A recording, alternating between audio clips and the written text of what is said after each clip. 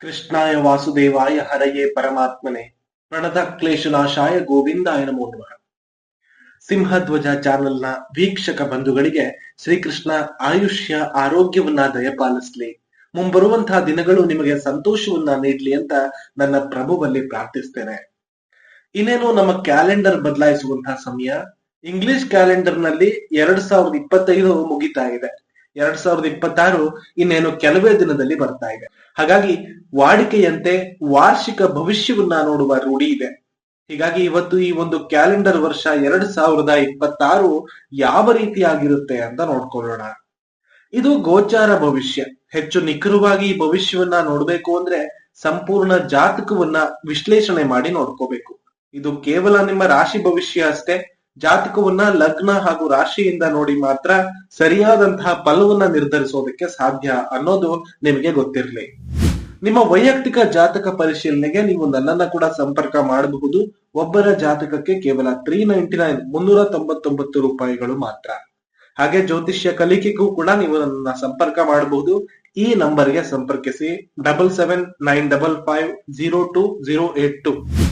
ನಿಮ್ಮ ರಾಶಿ ಭವಿಷ್ಯ ನೋಡೋಕು ಮೊದಲು ಈ ವರ್ಷ ಯಾವ ಯಾವ ಗ್ರಹಗಳು ಚಲನೆಯಲ್ಲಿ ಬದಲಾವಣೆಯನ್ನ ಹೊಂದುತ್ತೆ ಅನ್ನೋದನ್ನ ನೋಡ್ಬೇಕು. ಸೂರ್ಯ, ಚಂದ್ರ, ಬುಧ, ಶುಕ್ರ, ಕುಜ ಗ್ರಹಗಳು ವೇಗವಾಗಿ ಸಂಚರಿಸುವಂತಹ ಗ್ರಹಗಳು. ಆದ್ದರಿಂದ ವರ್ಷ ಭವಿಷ್ಯದಲ್ಲಿ ಅವುಗಳನ್ನ ಗಂಭೀರವಾಗಿ ಪರಿಗಣಿಸಬೇಕಾಗಿಲ್ಲ. ಯಾಕಂದ್ರೆ ಒಂದೊಂದು ತಿಂಗಳ ಅವಧಿಯಲ್ಲಿ ಅವು ಬದಲಾವಣೆಯನ್ನ ಹೊಂದುತ್ತೆ.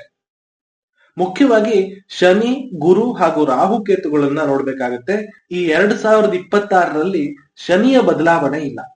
ಜನವರಿ 1ನೇ ತಾರೀಕು 2026ರಂದು ಮೀನರಾಶಿ ಪೂರ್ವ ಭಾದ್ರಪದ ನಕ್ಷತ್ರದ 4ನೇ ಚರಣದಲ್ಲಿದ್ದು, ಡಿಸೆಂಬರ್ 31, 2026 ಅವಧಿಯವರೆಗೆ ಉತ್ತರ ಭಾದ್ರಪದ ನಕ್ಷತ್ರದ 4ನೇ ಪಾದದವರೆಗೆ ಮಾತ್ರ ಚಲಿಸುತ್ತಾನೆ.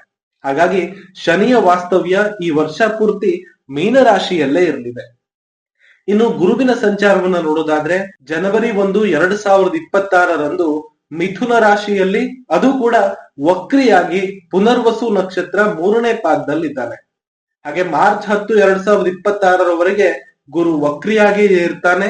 ಮಾರ್ಚ್ 10ರಿಂದ ಮಾರ್ಗಿಯಾಗುವಂತಹ ಗುರು ನೇರ ಚಲನೆಯನ್ನ ಆರಂಭಿಸಿ ಜೂನ್ 2, 2026ರಂದು ಕರ್ಕಾಟಕ ರಾಶಿಗೆ ಬರ್ತಾ ಇದ್ದಾನೆ. ಈ ಕರ್ಕಾಟಕ ರಾಶಿ ಗುರುವಿಗೆ ಉಚ್ಚ ರಾಶಿಯಾಗಿರುತ್ತೆ. ಈ ಸ್ಥಾನದಲ್ಲಿ ಗುರು ಅತ್ಯಂತ ಶುಭ ಫಲಿತಾಂಶವನ್ನ ಕೊಡ್ಲಿದ್ದಾನೆ. ನಿಮ್ಮ ರಾಶಿಗೆ ಯಾವ ರೀತಿಯಾಗಿ ಶುಭ ಫಲಿತಾಂಶ ಇರುತ್ತೆ ಅಂತ ಹೇಳ್ತೀನಿ. ಹಾಗೆ ಜೂನ್ 2ರಿಂದ ಕರ್ಕಾಟಕ ರಾಶಿಯಲ್ಲಿರೋ ಗುರು 31 ಅಕ್ಟೋಬರ್ 2026ರಲ್ಲಿ ಸಿಂಹ ರಾಶಿಗೆ ಪ್ರವೇಶ ಮಾಡ್ತಾರೆ. ಹೀಗೆ ಸಿಂಹ ರಾಶಿಗೆ ಬಂದಂತಹ ಗುರು 13 ಡಿಸೆಂಬರ್ 2026ರವರೆಗೆ ನೇರ ಪ್ರಯಾಣದಲ್ಲಿದ್ದು, ಡಿಸೆಂಬರ್ 13ರಂದು ಮತ್ತೆ ವಕ್ರಿಯಾಗಲಿದ್ದಾನೆ. ಡಿಸೆಂಬರ್ನ ಕೊನೆಯವರೆಗೂ ಕೂಡ ಗುರು ವಕ್ರಿಯಾಗೇ ಇರ್ತಾನೆ. ಈ ವರ್ಷದ ರಾಶಿ ಭವಿಷ್ಯ ಬದಲಾವಣೆ ಗುರುವಿನಲ್ಲಿ ಹೆಚ್ಚಾಗಿ ಆಗಿರುವಂತಹ ಕಾರಣ ಬದಲಾವಣೆಗಳು ಹೆಚ್ಚು ವಿಶೇಷ ಪರಿಣಾಮವನ್ನ ಬೀರುತ್ತೆ. ಇನ್ನು ರಾಹುಕೇತುಗಳನ್ನ ನೋಡೋದಾದ್ರೆ ಜನವರಿ 1ರಂದು ಕುಂಭರಾಶಿ ಶತಭಿಷ ನಕ್ಷತ್ರದ 4ನೇ ಪಾದದಲ್ಲಿ ರಾಹು, ಹಾಗೆ ಸಿಂಹ ರಾಶಿ ಪುಬ್ಬ ನಕ್ಷತ್ರದ 2ಯ ಪಾದದಲ್ಲಿ ಕೇತು ಇರಲಿದ್ದಾನೆ. ಈ ರಾಹುಕೇತುಗಳು ಡಿಸೆಂಬರ್ ವರೆಗೂ ಕೂಡ ಇದೇ ರಾಶಿಯಲ್ಲಿಯೇ ಇರ್ತಾರೆ. ಡಿಸೆಂಬರ್ 5ನೇ ತಾರೀಕಿಗೆ ರಾಹು ಮಕರ ರಾಶಿಗೂ ಕೇತು ಕರ್ಕಾಟಕ ರಾಶಿಗೂ ಪ್ರವೇಶವನ್ನ ಮಾಡಲಿದ್ದಾರೆ. ಇಡೀ ವರ್ಷದ ಕೊನೆಯ ತಿಂಗಳಲ್ಲಿ ರಾಹುಕೇತುಗಳ ಸ್ಥಾನ ಬದಲಾಗೋದ್ರಿಂದ ಈ ವರ್ಷದಲ್ಲಿ ಹೆಚ್ಚು ಪರಿಣಾಮವನ್ನ ಉಂಟು ಮಾಡೋ ಸಾಧ್ಯತೆ ಇಲ್ಲ. ಹಾಗಾಗಿ ಇದೊಂದು ರೀತಿಯಲ್ಲಿ ಒಳ್ಳೆಯ ವಿಷಯ ಅಂತ ಹೇಳ್ಬಹುದು. ಇನ್ನು ಮೇಷರಾಶಿಯ ಭವಿಷ್ಯವನ್ನ ನೋಡುವುದಾದ್ರೆ ಮೇಷರಾಶಿಗೆ ಜನವರಿ ತಿಂಗಳಿನಿಂದ 3ನೇ ಮನೆಯಲ್ಲಿ ವಕ್ರಿಯಾಗಿರುವಂತಹ ಗುರು ಜೂನ್ ತಿಂಗಳ ನಂತರ 4ನೇ ಮನೆಗೆ ಬರ್ತಾ ಇದ್ದಾನೆ. ಶನಿ ಮೀನ ರಾಶಿಯಲ್ಲಿ ಇರೋದ್ರಿಂದ ನಿಮ್ಮ ರಾಶಿಗೆ ಸಾಡೆ ಸಾತಿ ಕೂಡ ಇದೆ. 2026ರ ಕೊನೆಯವರೆಗೂ ಕೂಡ ಶನಿಯ ಸಾಡೆ ಸಾತಿ ಫಲ ಇದ್ದೇ ಇರುತ್ತೆ. ವಿದ್ಯಾಭ್ಯಾಸ, ಉದ್ಯೋಗ, ಓಡಾಟ, ಆರೋಗ್ಯ ಇವೆಲ್ಲದರಲ್ಲೂ ಕೂಡ ಸ್ವಲ್ಪ ಮಟ್ಟಿಗೆ ಚಾಲೆಂಜ್ ಅನ್ನ ಎದುರಿಸಬೇಕಾಗುತ್ತೆ. ವಿಶೇಷವಾಗಿ ತೊಂದರೆ ಕೊಡುವಂಥದ್ದು ಆಲಸ್ಯ, ಹಾಗೆ ಅತಿಯಾದ ಖರ್ಚು ಅಂತ ಹೇಳ್ಬೋದು. ಅದರಲ್ಲೂ ಕೂಡ ಜೂನ್ ತಿಂಗಳವರೆಗೆ ಹಣಕಾಸಿನ ವಿಚಾರದಲ್ಲಿ ಸ್ವಲ್ಪ ಜಾಸ್ತಿ ಖರ್ಚಾಗುವಂತಹ ಸಾಧ್ಯತೆ ಇದೆ. ಉದ್ಯೋಗ ಬದಲಾವಣೆಯ ಸಾಧ್ಯತೆ ಕೂಡ ಇದೆ ಅಂತಾನೆ ಹೇಳ್ತೀನಿ. ಜೂನ್ ನಂತರ ಉದ್ಯೋಗ ಬದಲಾವಣೆ ಮಾಡಿಕೊಂಡ್ರೆ ಒಳ್ಳೆ ಉದ್ಯೋಗ ಸಿಗುವಂತ ಸಾಧ್ಯತೆ ಕಾಣಿಸ್ತಾ ಇದೆ. ಏಪ್ರಿಲ್ 15ರಿಂದ ಮೇ 14ರವರೆಗೆ ಕೂಡ ಉದ್ಯೋಗ ಬದಲಾವಣೆಗೆ ಪ್ರಶಸ್ತವಾಗಿರುವಂತಹ ದಿನಗಳಿದೆ. ಯಾಕಂದ್ರೆ ನಿಮ್ಮ ರಾಶಿಗೆ ಪಂಚಮ ಅಧಿಪತಿಯಾಗಿರುವಂತಹ ಸೂರ್ಯ ಏಪ್ರಿಲ್ 14ರಂದು ಮೇಷ ರಾಶಿಗೆ ಬರ್ತಾ ಇದ್ದಾನೆ, ತನ್ನ ಉಚ್ಚ ರಾಶಿಗೆ ಪ್ರವೇಶ ಮಾಡ್ತಾ ಇದ್ದಾನೆ. ಮೇ 14ರವರೆಗೆ ಮೇಷ ರಾಶಿಯಲ್ಲಿಯೇ ಇರ್ತಾನೆ.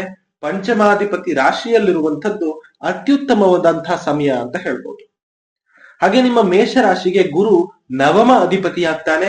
ಜೂನ್ ತಿಂಗಳಿನಿಂದ ತನ್ನ ಉಚ್ಚ ರಾಶಿ ಕರ್ಕಾಟಕಕ್ಕೆ ಬರೋದ್ರಿಂದ ಇದು ಕೂಡ ಅತ್ಯುತ್ತಮ ಫಲವನ್ನ ಕೊಡುತ್ತೆ ಅಕ್ಟೋಬರ್ ವರೆಗೆ. ಅತ್ಯುತ್ತಮ ವಿದ್ಯಾಭ್ಯಾಸ, ಉತ್ತಮ ಉದ್ಯೋಗ, ವಿವಾಹ ಯೋಗ, ಸಂತಾನ ಯೋಗ ಎಲ್ಲ ಕೂಡ ಈ ಸಮಯದಲ್ಲಿ ಮೇಷ ರಾಶಿಯವರಿಗೆ ಇರಲಿದೆ. ಬಹಳ ದಿನಗಳಿಂದ ನಿಂತು ಹೋದಂತಹ ಶುಭ ಕಾರ್ಯಗಳು ಕೂಡ ಈ ಜೂನ್ ನಂತರದಲ್ಲಿ ನಡೆಯುವಂತಹ ಸಾಧ್ಯತೆ ಕಾಣಿಸ್ತಾ ಇದೆ.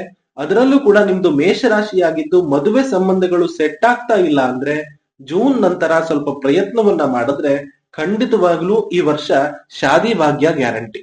ಯಾರು ಸಂತಾನಕ್ಕಾಗಿ ಕಾಯ್ತಾ ಇದ್ದೀರಾ ಅವರು ಪರಿಹಾರಕ್ಕಾಗಿ ಜೂನ್ ತಿಂಗಳ ನಂತರ ಒಂದು ಮಹಾಗಣಪತಿ ಹೋಮವನ್ನ ಮಾಡಿಸ್ಕೊಳ್ಳಿ. ಈ ವರ್ಷ ನಿಮಗೂ ಕೂಡ ಶುಭ ಸುದ್ದಿ ಇರಲಿದೆ. ಮದುವೆ ಮತ್ತು ಸಂತಾನದ ಬಗ್ಗೆ ನಿಖರವಾಗಿ ತಿಳಿಯೋದಕ್ಕೆ ಜಾತಕ ಪರಿಶೀಲನೆಯನ್ನ ಮಾಡಬೇಕಾಗತ್ತೆ. ಅದಕ್ಕೆ ಬೇಕಿದ್ರೆ ನೀವು ನನ್ನನ್ನ ಸಂಪರ್ಕ ಮಾಡಬಹುದು. ಇನ್ನು ಉದ್ಯೋಗ, ವಿದ್ಯಾಭ್ಯಾಸ, ಹಣಕಾಸು, ಆರೋಗ್ಯದ ಸಲುವಾಗಿ ಸಾಡೆ ಸಾತಿಗೆ ಸಂಬಂಧಪಟ್ಟ ಹಾಗೆ ಶನಿ ಮಂತ್ರ ಜಪ ಮಾಡ್ಕೊಳ್ಳುವಂಥದ್ದು, ಶನಿವಾರ ಹನುಮಾನ್ ಚಾಲೀಸವನ್ನ ಜಪ ಮಾಡ್ಕೊಳ್ಳೋದು, ಶನಿ ದೇವಾಲಯದಲ್ಲಿ ಎಳ್ಳೆಣ್ಣೆ ದೀಪ ಹಚ್ಚೋದು, ಇದನ್ನೆಲ್ಲ ಮಾಡ್ಕೋಬಹುದು. ಸಾಡೆ ಸಾತಿ ಇದೆ ಅನ್ನೋ ಕಾರಣಕ್ಕೆ ಭಯ ಪಡಬೇಕಾಗಿಲ್ಲ. ಸಾಡೆ ಸಾತಿ ಇದ್ದಾಗ ಎಲ್ಲಾ ವಿಷಯದಲ್ಲೂ ಕೂಡ ಸ್ವಲ್ಪ ಪರಿಶ್ರಮ ಅನ್ನೋದು ಬೇಕಾಗುತ್ತೆ. ಶನಿ ಎಲ್ಲವನ್ನ ಕೊಡ್ತಾನೆ, ಆದ್ರೆ ಯಾವುದನ್ನ ಕೂಡ ಸುಲಭವಾಗಿ ಕೊಡೋದಿಲ್ಲ. ಕಷ್ಟ, ಪರೀಕ್ಷೆ, ಅಡ್ಡಿ ಆತಂಕ ಎಲ್ಲವನ್ನ ಕೊಟ್ಟ ನಂತರ ಅನುಗ್ರಹಿಸ್ತಾನೆ. ಶನಿಯ ಕಾಟದಿಂದ ಪಾರಾಗುವಂತಹ ಏಕೈಕ ಮಾರ್ಗ ಅಂದ್ರೆ ಪರಿಶ್ರಮ ವಹಿಸಿ ನಮ್ಮ ಕೆಲಸವನ್ನ ಮಾಡುವಂಥದ್ದು. ವಿದ್ಯಾಭ್ಯಾಸ ಮಾಡ್ತಾ ಇದ್ರೆ ಆಲಸ್ಯವನ್ನ ಬಿಟ್ಟು ಅಭ್ಯಾಸ ಮಾಡೋದು, ಉದ್ಯೋಗದಲ್ಲಿದ್ರೆ ಶ್ರಮ ವಹಿಸಿ ಕೆಲಸವನ್ನ ಮಾಡುವಂಥದ್ದು, ಹಣಕಾಸಿನ ವಿಚಾರದಲ್ಲಿ ಜಾಗೃತೆಯನ್ನ ವಹಿಸುವಂಥದ್ದು, ಸಾಲ ಮಾಡೋದನ್ನ ಆದಷ್ಟು ನಿಯಂತ್ರಿಸೋದು, ಯಾವಾಗ್ಲೂ ಜಡವಾಗಿರದೆ ಆಕ್ಟಿವ್ ಆಗಿ ಇರೋದು, ಬರಿಗಾಲಲ್ಲಿ ನಡೆಯುವಂಥದ್ದು, ತೂಕ ಹೆಚ್ಚಾಗದ ಹಾಗೆ ನೋಡ್ಕೊಳ್ಳುವಂಥದ್ದು, ಸಿಹಿ ಪದಾರ್ಥವನ್ನ ಆದಷ್ಟು ಕಡಿಮೆ ತಿನ್ನುವಂಥದ್ದು, ಇದೆಲ್ಲ ಪ್ರಾಕ್ಟಿಕಲ್ ಆಗಿ ಮಾಡ್ಕೊಳ್ಬಹುದಾದಂತಹ ಪರಿಹಾರಗಳು.